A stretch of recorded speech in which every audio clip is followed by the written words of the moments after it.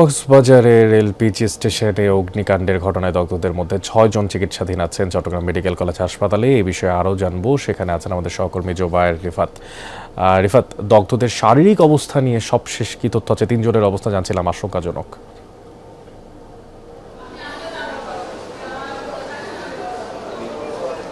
হ্যাঁ, অনেক ধন্যবাদ আপনাকে। আমরা এইমাত্র জানতে পারলাম, চিকিৎসকরা আমাদেরকে জানিয়েছেন 6 জনের মধ্যে 3 জনকে, অর্থাৎ আশঙ্কাজনক যে 3 জনের কথা আপনি বলছিলেন, সেই 3 জনকেই আইসিইউতে স্থানান্তর করা হবে। আমরা এইমাত্র চিকিৎসকরা আমাদেরকে তেমনটি জানিয়েছেন।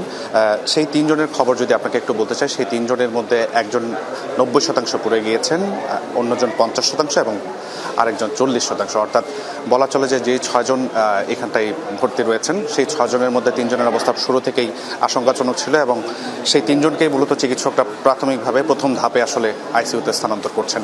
আপনারা দেখতে পাচ্ছেন যে স্থানান্তরের যে কার্যক্রম, অর্থাৎ স্বজনরা শেষবারের মতো আসলে তাদের যেই স্বজন রয়েছে, অর্থাৎ কারো বাবা কারো ভাই, তাদেরকে আসলে দেখে নিচ্ছেন এবং কথা বলছেন, নিজেদের মধ্যে পরামর্শ করছেন। আমরা এই ধরনের বিষয়গুলো দেখতে পাচ্ছি। অর্থাৎ 5 থেকে 10 মিনিটের মধ্যে সর্বোচ্চ তাদেরকে আইসিইউতে স্থানান্তর করা হবে।